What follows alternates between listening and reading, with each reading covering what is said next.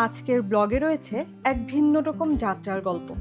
ট্রেনের জানলা দিয়ে সবুজের অবারিত সৌন্দর্য, শ্রীমঙ্গলের পথে পথে চা বাগানের স্নিগ্ধ ছোঁয়া, আর জানলার ওপাশে মাঠ, নদী আর গ্রাম। এই দৃশ্যগুলো যেন এক একটা নতুন গল্প শোনায়। সুন্দর এই প্রকৃতির মাঝে হারিয়ে যাওয়া ও চায়ের কাপ হাতে গল্পে মেতে ওঠা সহ আরো কত অজানা রঙিন মুহূর্ত। সবকিছু নিয়েই আজকে আমাদের এই ভ্রমণ কাহিনী। তবে চলুন পা বাড়াই শ্রীমঙ্গলের পথে।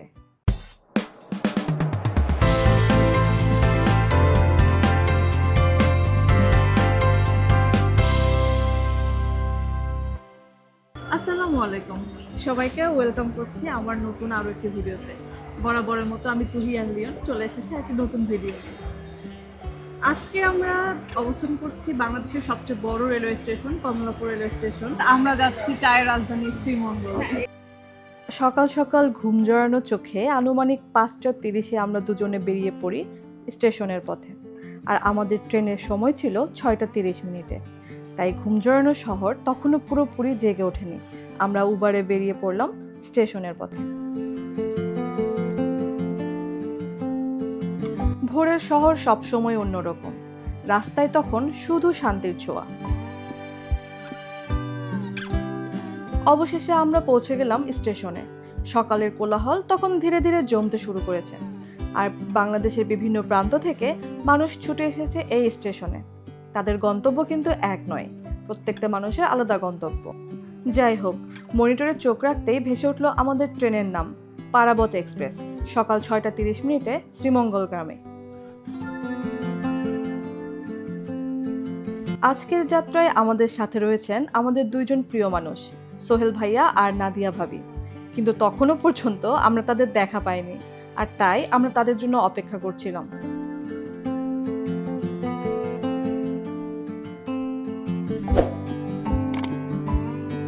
আমাদের ট্রেনটি মূলত 1 নম্বর প্ল্যাটফর্ম থেকে ঢাকা থেকে সিলেটের উদ্দেশ্যে রওনা দিবে, তাই আমরা আস্তে ধীরে সেই দিকে এগোতে লাগলাম।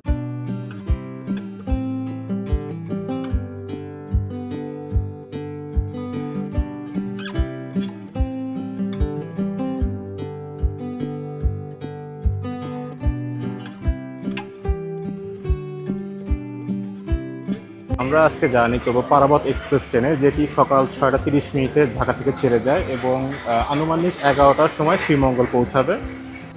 আমরা এই মুহূর্তে 1 নম্বর প্ল্যাটফর্মে অবস্থান করছি, অ্যান্ড আমাদের ট্রেন অলমোস্ট চলে এসেছে। এখন শুধু ওঠার পালা এবং আমাদের যাত্রা শুরু করার পালা। সো সাথেই থাকুন।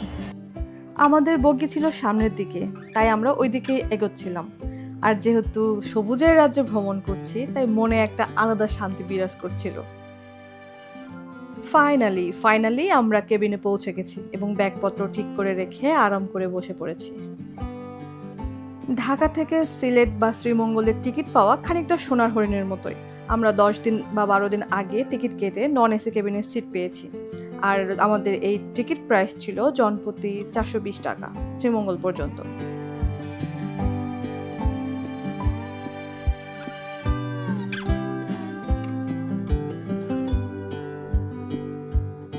ট্রেন শহরের কোলাহল পেছনে ফেলে ধীরে ধীরে এগোতে লাগলো। রাস্তার আলো, উঁচু বিল্ডিং আর ব্যস্ত মানুষজন সব পেছনে থেকে যাচ্ছে, আর আমরা যাচ্ছি চায়ের রাজধানী শ্রীমঙ্গল।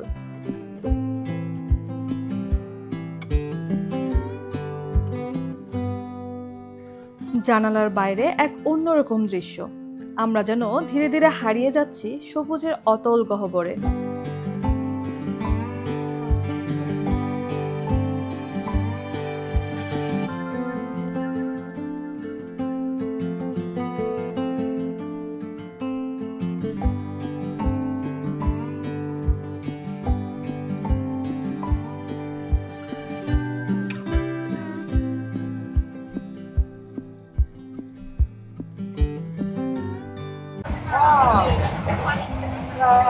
শ্রীমঙ্গল যাচ্ছি, খুব মজা হবে। আমি আমার লাইফে ফার্স্ট শ্রীমঙ্গল যাচ্ছি। খুব আমি উৎসাহিত এবং আপ্লুত, খুব ভালো লাগতেছে। অনেক মজা হবে ইনশাআল্লাহ। সময়টাকে অনেক এনজয় করবো আশা করি। তো দেখা যাক ইনশাআল্লাহ, এবং আপনাদের সাথে শেয়ার করবো। আমি মনে করি খুব কম মানুষই আছে যারা ট্রেন জার্নি পছন্দ করে না। আমার মনে হয় ট্রেন জার্নিতে সকল মানুষের পছন্দের একটা মাধ্যম।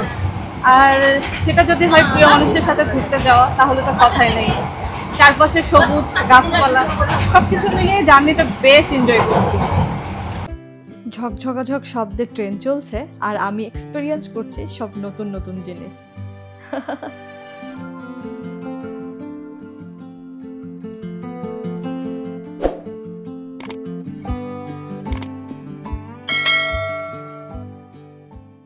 ট্রেন থেকে জানলার বাইরের দিকে তাকালে যত দূর চোখ যায় শুধু সবুজ আর শান্তি, চোখ থেমে থাকে না, সবকিছুই দেখতে মনে চায়।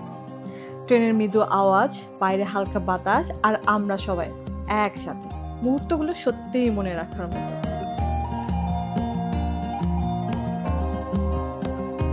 ট্রেন চলছে তার আপন গতিতে আর সবাই সবার মতো ব্যস্ত, কখনো গল্প, কখনো আড্ডা, আবার কখনো নিজের মতো করে একান্ত সময় পার করা।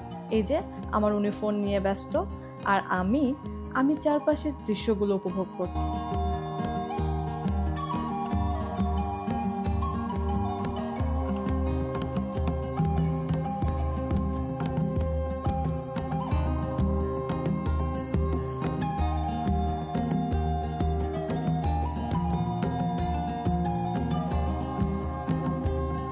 অবশেষে আমাদের কফিও চলে আসলো। যাত্রাপথে একটু চা বা কফি না হলে কেমন যেন যাত্রাটা একটু পাঞ্চে লাগে, স্পেশালি ট্রেন জার্নি।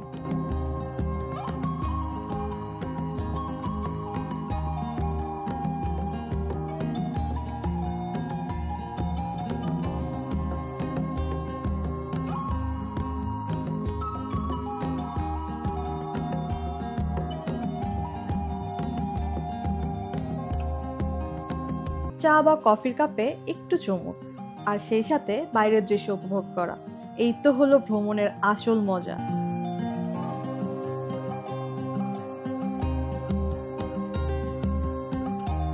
কিরকম? চাটা অনেক মজা হয়েছে, মিষ্টি মিষ্টি মনে হচ্ছে চায়ের দামে মিষ্টি পেয়ে গেলাম।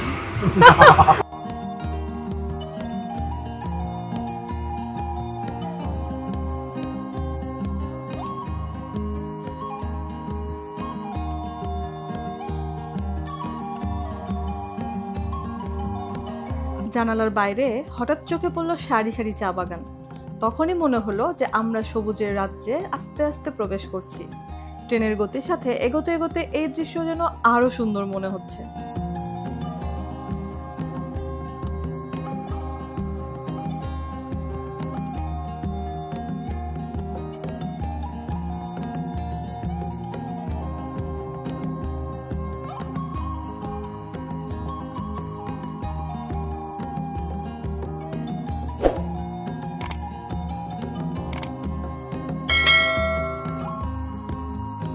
অবশেষে দীর্ঘ ট্রেন জার্নি শেষ করে আমরা শ্রীমঙ্গলে পৌঁছেই গেলাম।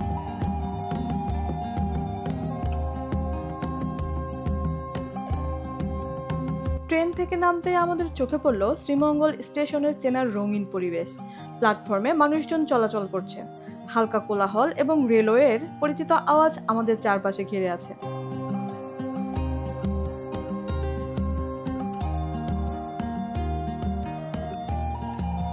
এই তো আমরা আমাদের ব্যাগপত্র ঠিকঠাকভাবে নামিয়ে আস্তে আস্তে প্ল্যাটফর্মের দিকে এগোচ্ছি।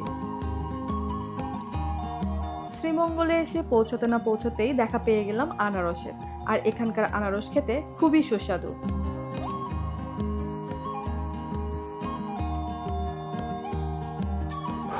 ফাইনালি আমরা দীর্ঘ 4 ঘন্টার জার্নি শেষ করে শ্রীমঙ্গলে পৌঁছেছি। আর এখানেই মূলত আমাদের আজকের মতো ট্রেন যাত্রা শেষ। তবে মেইন যাত্রা কিন্তু এখান থেকেই শুরু। সো আপনারা পাশে থাকবেন আর দেখবেন, আমাদের সাথে আপনারাও ভিডিওতে এনজয় করবেন। ধন্যবাদ। আমরা যে রিসোর্টটা নিয়েছি সেই রিসোর্টটি মূলত রাধানগর নামে কোনো একটা জায়গায় অবস্থিত, আর ওখানে যেতে স্টেশন থেকে আমরা একটা সিএনজি রেন্ট করেছি।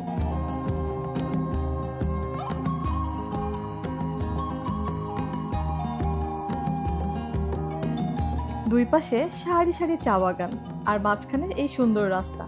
এই রাস্তা দিয়ে যেতে পারছি এটা ভেবেই আমি ধন্য।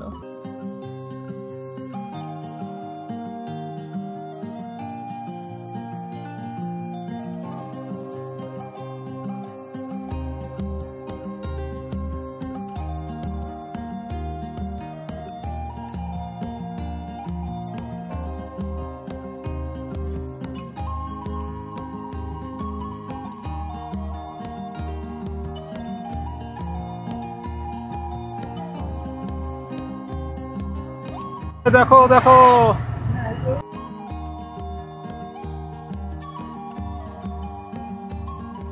আমি যখন থেকে শ্রীমঙ্গলে পা রেখেছি তারপর থেকে আমি বারবার হারিয়ে যাচ্ছি, নিজেকে কোথায় যেন হারিয়ে ফেলছি, কখনো সবুজের মাঝে, কখনো প্রকৃতির মাঝে।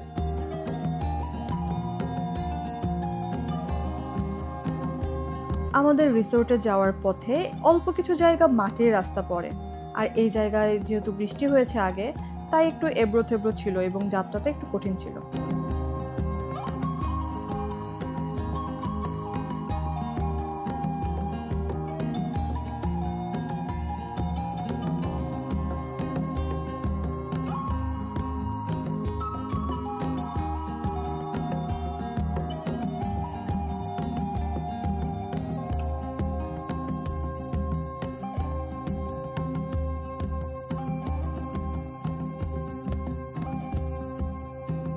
অবশেষে আমরা আমাদের রিসোর্টে পৌঁছে গেলাম, আর এভাবেই শেষ হলো আমাদের ট্রেন যাত্রা থেকে রিসোর্টে পৌঁছানোর প্রথম অংশ। শহরের কোলাহল পেছনে ফেলে আমরা প্রবেশ করেছি এক শান্তির জায়গায়। পরের ভিডিওতে দেখাবো রিসোর্টের ভিতরের সৌন্দর্য, ঘরগুলো কেমন, কোথায় আরাম, আর ছোট ছোট মুহূর্তগুলো যেগুলো এই যাত্রাকে আরও স্মরণীয় করে তোলে। আপনি যদি এই যাত্রার অংশ উপভোগ করে থাকেন তাহলে লাইক দিন, কমেন্টে আপনার মতামত শেয়ার করুন, আর সাবস্ক্রাইব করে রাখুন যাতে পরের ভিডিওতে আমাদের সঙ্গে থাকতে পারেন আর উপভোগ করতে পারেন অনেক সুন্দর সুন্দর মুহূর্ত। সবার আগে নোটিফিকেশন পেতে অবশ্যই বেল বাটনটি অন রাখুন। দেখা হবে পরবর্তী ভিডিওতে, সেই পর্যন্ত ভালো থাকুন। ধন্যবাদ।